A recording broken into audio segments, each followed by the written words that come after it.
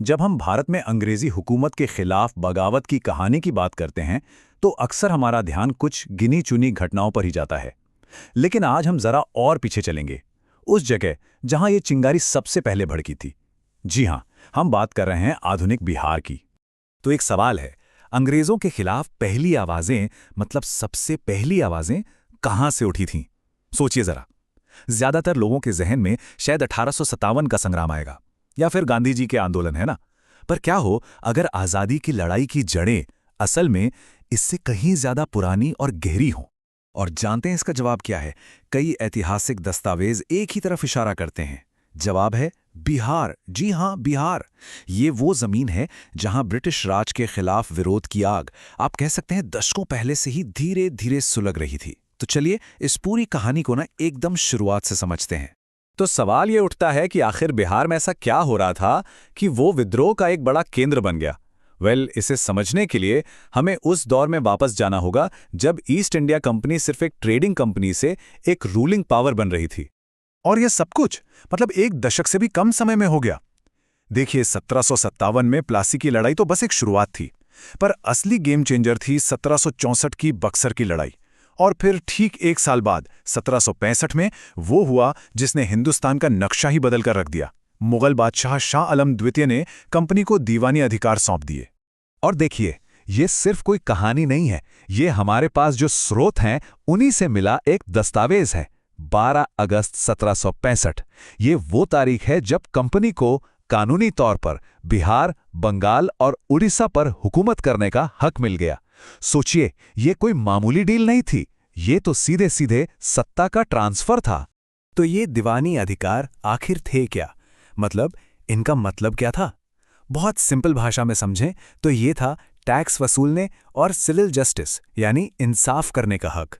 मतलब रातों रात जो कंपनी यहां मसाले और कपड़े का व्यापार करने आई थी, वो अब इस पूरे विशाल इलाके की एक तरह से मालिक बन बैठी थी। ठीक है, तो जंग जीतना एक बात होती है और राज चलाना वो बिल्कुल दूसरी। अब कंपनी के हाथ में तो बेहिसाब ताकत आ गई थी, पर इस नई हुकूमत का बिहार के आम लोगों पर क्या असर पड़ रहा था? तो अंग्रेजों ने जंग तो जीत ली थी, ये तो साफ था, पर सवाल था कि अब वो राज कैसे करेंगे। और इससे भी बड़ा सवाल कि उनकी हुकूमत का बिहार की जनता के लिए मतलब क्या था। आपको बताएं, कंपनी की नीतियों का असर दिखने में ना ज्यादा वक्त नहीं लगा। दीवानी अधिकार मिलने के सिर्फ 5 साल बाद, साल था 1770, और इस साल एक इतना भयानक अकाल पड़ा कि उसने बिहार और बंगाल को पूरी तरह से झकझोर कर रख दिया। और उसकी वजह क्या थी? वजह थी कंपनी की बेरहम टैक्स नीतियां। देखिए, फसल हो या ना हो उन्हें कोई मतलब नहीं था। लगान पूरी सख्ती से वसूला जाता था और इसका नतीजा लाखों लोगों की मौत। पता है, ये त्रासदी इतनी बड़ी थी कि इसने हुकूमत को भी हिलाकर रख दिया। और इसका एक जीता जागता सबूत आज भी पटना में खड़ा है। ये जो गोलघर है ना, जिसे 1784 में अनाज रखने के लिए बनवाया गया था, ये असल में 1770 के उसी भयानक अकाल का नतीजा है। ये एक ऐसी निशानी है जो आज भी हमें उस आपदा की याद दिलाती है। लेकिन लोगों की मुसीबतें सिर्फ अकाल तक ही सीमित नहीं थी। नहीं, एक तो लगान वसूली के वो क्रूर तरीके, ऊपर से स्थानीय व्यापार की पूरी तबाही, और फिर जो शोरे जैसा फायदेमंद धंधा था उस पर भी कंपनी ने कब्जा कर लिया। तो इन सब चीजों ने मिलकर ना आम इंसान की कमर ही तोड़ दी थी। और देखिए, होता क्या है, जब जुल्म हद से बढ़ जाता है तो बगावत की चिंगारियां तो उठेंगी ही, है ना? बिहार की जमीन पर अब ठीक यही हो रहा था। हर तरफ असंतोष की आग सुलग रही थी। और मजे की बात यह है कि यह विद्रोह कोई एक जैसा नहीं था। इसके कई अलग अलग चेहरे थे। जैसे एक तरफ तो था 1821 से शुरू हुआ वहाबी आंदोलन। ये एक पूरा ऑर्गेनाइज्ड, लंबा चलने वाला आंदोलन था और इसका सेंटर था पटना। वहीं दूसरी तरफ एक बिल्कुल अलग तरह का विद्रोह देखिए, 1856 का लोटा विद्रोह। मुजफ्फरपुर की जेल में कैदियों को पीतल के लोटे की जगह मिट्टी का लोटा दे दिया गया और बस इसी बात पर विद्रोह भड़क गया। छोटा सा था पर बहुत सिंबॉलिक। पर रुकिए, ये तो बस कुछ उदाहरण हैं। 1770 से 1800 के बीच जो शोरा बनाने वाले नोनिया समुदाय के लोग थे, उन्होंने अपने शोषण के खिलाफ जोरदार आवाज उठाई। फिर हुआ कोल विद्रोह। ये आदिवासियों का अपनी जमीन और अपने जंगल को बचाने के लिए एक बहुत बड़ा संघर्ष था।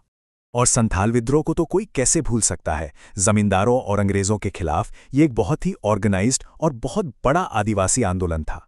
और ये देखिए, हमारे पास जो रिकॉर्ड्स हैं वो इस बात के गवाह हैं। ये लिस्ट ये बहुत लंबी है। नोनिया, लोटा, कोल, संथाल, ये तो बस कुछ नाम है। तो इससे एक बात तो बिल्कुल साफ हो जाती है, ये कोई एक दो अलग अलग घटनाएं नहीं थी, ये एक लगातार जल रही आग थी। ये एक लाइन है जो उस वक्त के हालात को मुझे लगता है एकदम सही तरीके से बयां करती है। सोचे समझे आंदोलनों से लेकर अचानक भड़के विद्रोह तक इस इलाके का कोना कोना असंतोष की आग में जल रहा था। तो सवाल ये है कि इन तमाम विद्रोहों की, इन सारे संघर्षों की विरासत क्या है? मतलब आज हम इनसे क्या सबक ले सकते हैं? देखिए, जो अहम बातें निकलकर आती हैं वो बिल्कुल साफ हैं। पहली बात, बिहार ब्रिटिश हुकूमत के खिलाफ विरोध का एक बहुत ही शुरुआती और ज़रूरी सेंटर था। दूसरी, ये विरोध बहुत डाइवर्स था, मतलब इसमें आदिवासी, किसान, कारीगर सब शामिल थे, सब लड़ रहे थे। और शायद सबसे ज़रूरी बात, इन्हीं छोटे बड़े संघर्षों ने आगे चलकर आज़ादी के जो बड़े आंदोलन हुए उनकी नींव रखी। ये इस बात का सबूत है कि आज़ादी कोई एक दिन की घटना नहीं थी, ये तो दशकों तक चले अनगिनत संघर्षों का नतीजा थी। तो आखिर में एक सवाल जो सोचना जरूरी है, अपने हक और इंसाफ के लिए किए गए ये शुरुआती, ये जमीनी संघर्ष आज के दौर में हमें प्रतिरोध और बदलाव के बारे में क्या सिखा सकते हैं? ये एक सवाल है जिस पर सोचना चाहिए।